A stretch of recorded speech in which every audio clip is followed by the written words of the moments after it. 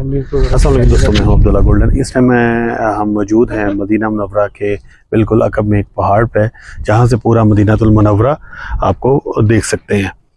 تو انس بھائی اس کے بارے میں ہمیں بتائیں گے کہ مسجد نبوی شریف سے ہم سٹارٹ کرتے ہیں، پھر آگے انشاءاللہ اس کو لے کے چلتے ہیں۔ جی انس بھائی۔ جی السلام علیکم عبداللہ بھائی، یہ وادی عقیق ہے۔ وادی عقیق، اور نبی اکرم صلی اللہ علیہ وسلم نے فرمایا وادی العقیق وادی البرکہ، اس کو وادی البرکہ قرار دیا۔ اور نبی صلی اللہ علیہ وسلم جب سفر معراج پر گئے ہیں، جی سبحان الذی اسری بعبدہ لیلا من المسجد الحرام الی المسجد الاقصی، تو اس سفر میں حضور یہاں سے گزرے۔ اچھا، ماشاء اللہ۔ جی، وادی العقیق سے۔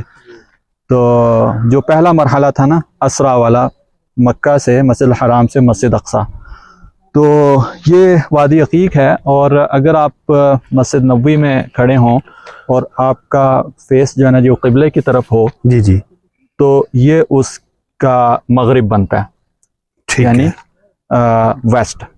ٹھیک۔ اور ظاہر ہے کہ آپ سامنے حرم دیکھ رہے ہیں، تو دوسری طرف جو ہے نا جی وہ ایسٹ ہے، اور نارتھ ہماری بیک پر ہے، اور یہ ساؤتھ سائڈ۔ جی یہ نارتھ ہے، شمال۔ تو یہ مدینہ منورہ کا نقشہ ہے آپ کے سامنے۔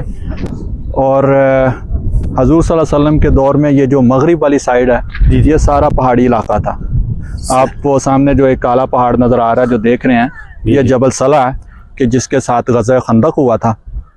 اور یہ ابھی تو چونکہ ایک آبادیاں بن گئی ہیں تو پہاڑ ختم کر دیے، لیکن پھر بھی آپ ان بلڈنگوں کے اندر سے گزریں تو ساری اونچی نیچی جگہیں اور پہاڑی علاقہ ہے کہ جو اب کافی حد تک ختم کیا ہے۔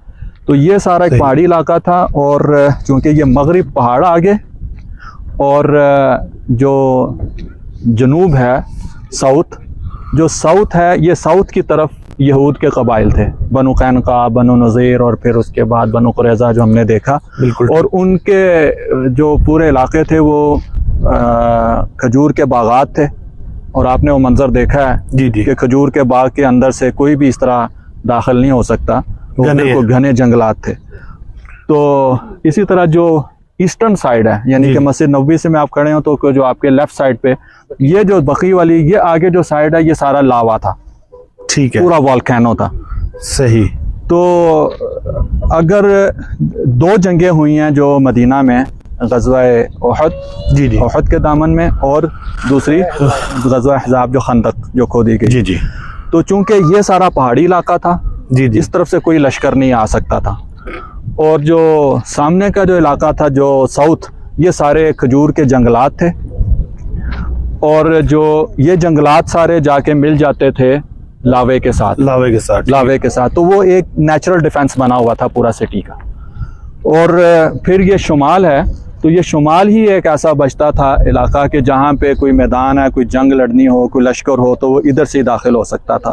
اس طرف قباء کی آبادی تھی، قباء کی آبادی کے اندر سے کچھ راستے تو تھے قافلوں کے، لیکن ایک لشکر کے داخل ہونے کا راستہ نہیں تھا، کیونکہ وہاں بھی کھجور کے باغات اور آبادیاں بھی تھیں۔ بالکل ٹھیک۔ تو یہاں آپ جب دیکھیں گے تو پھر نبی صلی اللہ علیہ وسلم نے جو غزوہ خندق کے موقع پر اس جبل صلہ سے لے کر پھر جبل احد تک جو ہے یہ خندق کھودی، اور وہ پہلے یوں شہر کی طرف جاتی تھی، آگے جبل الرایا آتا ہے۔ آج بھی وہاں پر ایک مسجد موجود ہے، رایا پہاڑ کو عربی میں جھنڈے کو کہتے ہیں۔ تو وہاں ایک پہاڑ ہے کہ جس کے اوپر نبی صلی اللہ علیہ وسلم نے جنگ کا جھنڈا لگایا، حضور نے وہاں 7 دن قیام بھی فرمایا۔ تو جبل رایا کے ساتھ سے پھر وہ جبل احد کی طرف یہ خندق مل جاتی تھی، آج بھی اس کے یہ وہ تو نہیں ہے درمیان میں جو پہاڑ؟ یہ جبل صلہ ہے، یہ جبل صلہ آ گیا، وہ آگے پھر یہ جبل عقاب ہے، لیکن یہ شہر سے باہر تھا۔ ٹھیک ہے۔ تو یہ جگہ جبل صلہ سے لے کے جبل احد تک نبی صلی اللہ علیہ وسلم نے خندق کھودی، تقریباً 3.5 کلومیٹر۔ 3.5 کلومیٹر۔ تو مغرب کا وقت ہے، آپ دیکھیں کہ کیا خوبصورت شہر، اور اذانیں اور رب کی صدائیں بلند ہو رہی ہیں۔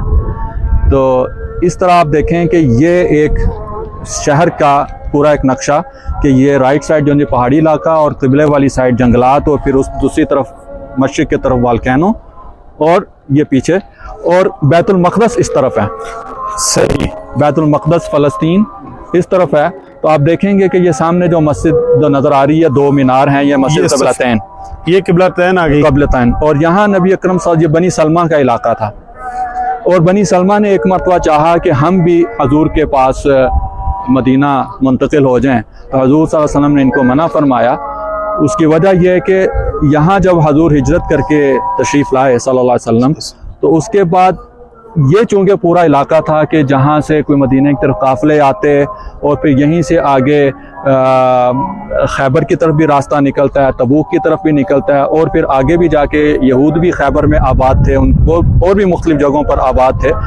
तो उनके ऊपर नज़र रखने के लिए ये इस इलाके के जो लोग हैं, इनके जानवर, और 2, 4, 5 किलोमीटर आगे इनकी चरागाहें थीं और फिर आगे से तकरीबन 10 किलोमीटर तक का जो एक रेडियस था उसकी खबरें नबी सल्लल्लाहु अलैहि वसल्लम को मिलती रहती थी। बिल्कुल ठीक। तो हजूर सल्लल्लाहु अलैहि वसल्लम यहाँ नमाज पढ़ा रहे थे ज़ोहर की और बैतुल मक़दस की तरफ रुख करके 2 रकात पढ़ा चुके हुए थे कि जिस दौरान फ़वल्ली वजहक शत्रल मस्जिदिल हराम, क़िबले की तब्दीली का हुक्म नाजिल हुआ। तो हजूर ने फिर इस तरफ बैतुल मक़दस की तरफ रुख करते यूँ खड़े थे, तो हजूर सफ़ों के अंदर से गुजरते हुए बैतुल्लाह की तरफ रुख किया और जो सहाबा जहाँ खड़े थे उस तरफ रुख करके उन्होंने वहीं से अपना रुख फेर लिया। तो यहाँ क़िबले की तहवील क़िबला की भी ये जगह। तो बड़ा मंज़र और ख़ूबसूरत वक्त